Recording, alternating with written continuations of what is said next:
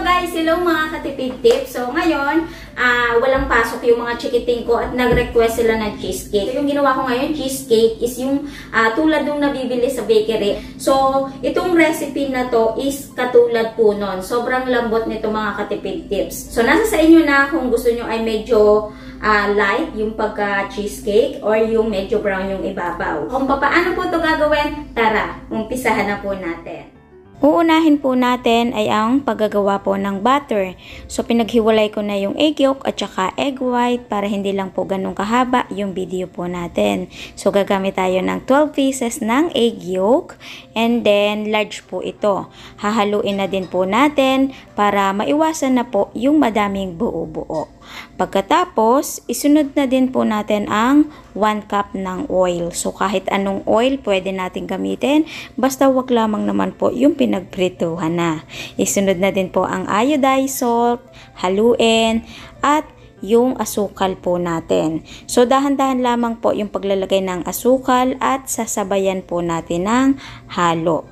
At yung pinakang liquid po natin, ilagay na din po 3 cups ng milk. So, evaporated milk yung ginamit ko, yung nasa lata. So, pwede rin tayong gumamit ng mga fresh milk. So, kung anong available. Pagkatapos, gagamit po tayo ng salaan dito para sa dry ingredients po natin. Ilagay ang baking powder at baking soda.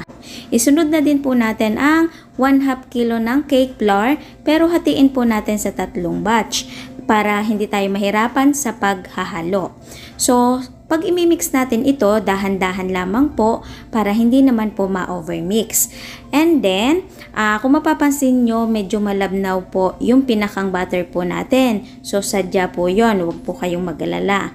Pagkatapos, na-mix na po natin ang ayos, set aside naman po natin. At gumawa naman po tayo ng ating meringue.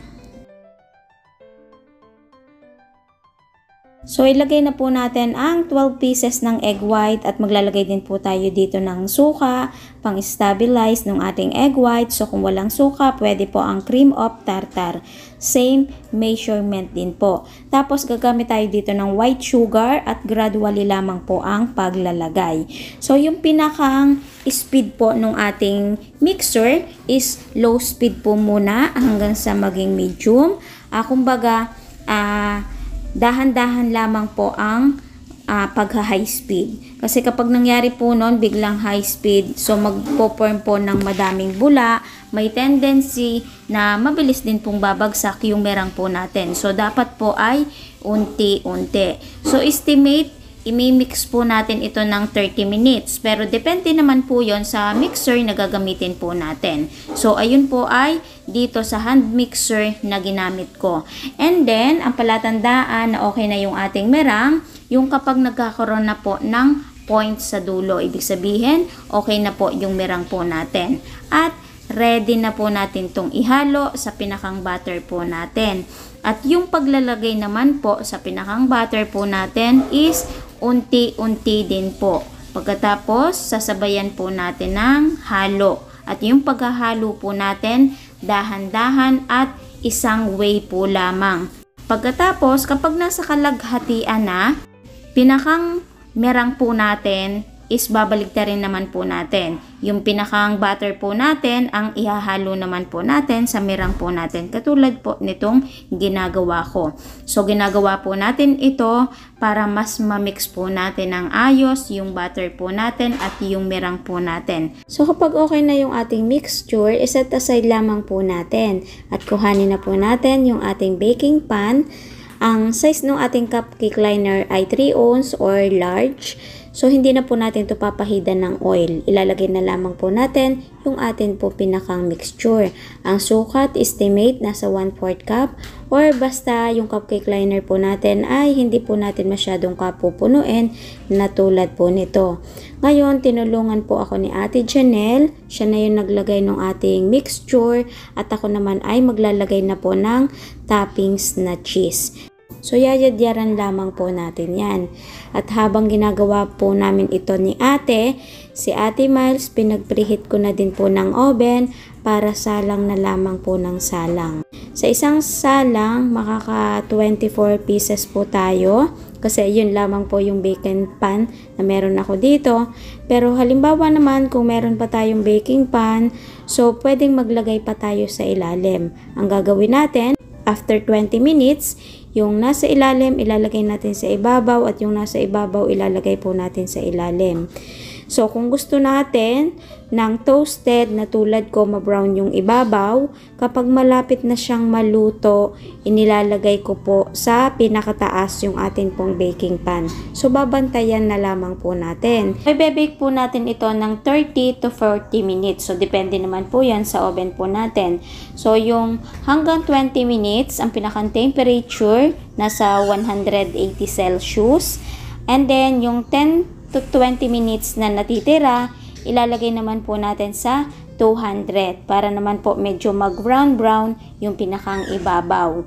At yung function po natin, up and down. So, ganun lamang po yung gagawin ko. I-bake ko lamang po itong ating cheesecake, cupcake, and then magbabalik po tayo. Okay? So, mas mabilis lalo itong mga katipid tips kung yung oven po natin talaga is malaki. Isang salang lamang po yan. Luto po kaagad itong ating cheesecake cupcake. Merong light at merong medyo brown. Kasi ako, ang gusto ko, medyo brown talaga yung ibabaw. Ang gusto naman ng mga anak ko is light lamang po yung kulay. Kaya hatian po yan. So, natikman na namin to. Natikman na din ng mga chikiting ko at talagang nagustuhan po nila. Tingin ko monthly magbe-bake po ako nito. Siguradong ire-request nila to pag walang pasok. So, ipakita ko sa inyo ng malapitan at saka itong ating dart. So, ayan yung pinagkaiba ng dalawa. So, sobrang nakakaakit yung itsura nito. Kasi alam niyo yung parang ang creamy-creamy nung ibabaw. Kasi makintab yung ibabaw tapos yung cheese natin is ang ganda-gandang tingnan. Wow, kita niyo po yun. Wow. Ang lambot-lambot mga katipid tips. Super lambot. Gusto ng mga chikiting ko. Nako, kung mahilig yung mga anak nyo din sa tinapay, sa cake, yung mga ganon-ganon. So, magugustuhan nila itong mga katipid tips. Ayun o. Oh.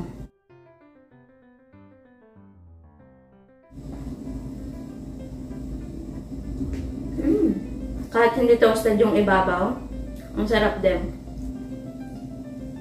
So, yung pinakang tamis po nito ha, saktong-sakto po lamang. So, yung nilagay po natin asukal, sakto lamang po yung pinakang tamis. Perfect. Okay, so nasa sa inyo na kung gusto nyo ay light or yung medyo brown. Okay, so para sa akin is parehas. Parehas siyang maganda. Parehas ding masarap. Ang sarap humigop ng black coffee nito mga katipid tips. Okay, so maganda din itong gawing panghandaan kung meron tayong mga party na dadating, birthday party. Yung kalahating kilong ginawa natin na harina is madami na po yung magagawa. At kung gagawin naman nating extra income, kung halimbawa nagpapa-order na tayo dyan ng mga bila-bilaon, ng mga cake, so pwede natin po itong idagdag. Hanapan lamang po natin ng mga box na pwede pong paglagyan. Tapos kung meron tayong mga sari-sari store at mahilig din naman tayo maggawa-gawa ng tinapay, itry nyo po itong ating cheesecake, cupcake at sigurado.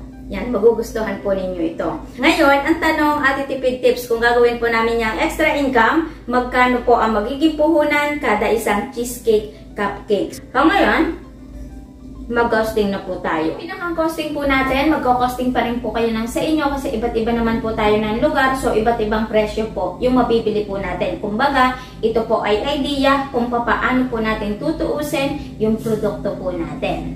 Okay? So, umpisahan po natin sa kalahating kilo ng harina, 30 pesos. Sa dalawang lata po ng iba, meron pa pong natira. Pero tutuusin na po natin sa dalawang lata, 64 pesos. Sa asukal po natin, 43 pesos. So, pagsamasamahin na po natin yung tigkakaunti, yung asin, suka, baking powder, baking soda. So, sabihin na po natin na 10 pesos. Oil po natin, 22 pesos. Sa itlog po natin, 12 pieces, 120 pesos. So, makakamura-mura pa po tayo doon ng kaunti. Kasi, yung itlog na ginamit ko, dito na po yung binili sa tindahan. Naubusan na po kami ng stock. Sa cheese po natin, pwede po tayong makagamit ng isang box kung talagang dadamihan pa natin yung pinakang ibabaw. So, dito, meron pang natira. Pero, tutuusin ko na po ng isang box. Kasi halimbawa, kung gagawin natin to para mas maganda, mas masarap, ilahat na po natin yung isang box. So, presyo po nito ay 35 pesos. Kaya ang total ng ingredients, 324 pesos, mag-plus ng other expenses. So, sa pinakang cupcake liner po natin, 10 pesos. At mag-plus na din po tayo dito ng labor at pinakang kuryente po natin. So, pagsamahin na, sabihin na po natin na 100 pesos. Kaya ang total po ay 434 pesos.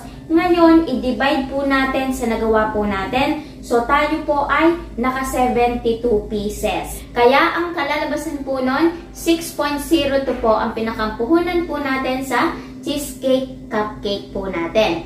Ito, pwede nating ibenta ng 8 pesos to 10 pesos. So, halimbawa, may kumuha sa ating reseller o kaya naman yung maramihan, pwede nating ibigay ng 8 pesos, di ba? Pero ngayon, tutuusin ko siya sa 10 pesos. At kapag minus po yung puhunan, posible po tayong tumubo ng 3.98 po kada isang piraso. So, kapag itinimes po natin yun sa 72 pieces, posible po tayong tumubo ng 286.56 sa kalahating kilo ng harina na ginawa po natin. Pwedeng mas malaki pa yung posible po nating tubuin. So, depende po yon sa pagkakabili po ng ingredients po natin at syempre, sa dami po ng maibebenta po natin. Pag napanood nyo na to at mahilig din po kayo sa mga cheesecake, nako, itry nyo po itong recipe na ito at sigurado maiibigan po ninyo.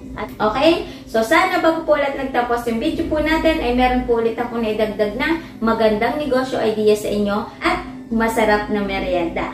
So, kita-kits na lang po ulit sa mga next video. Bye!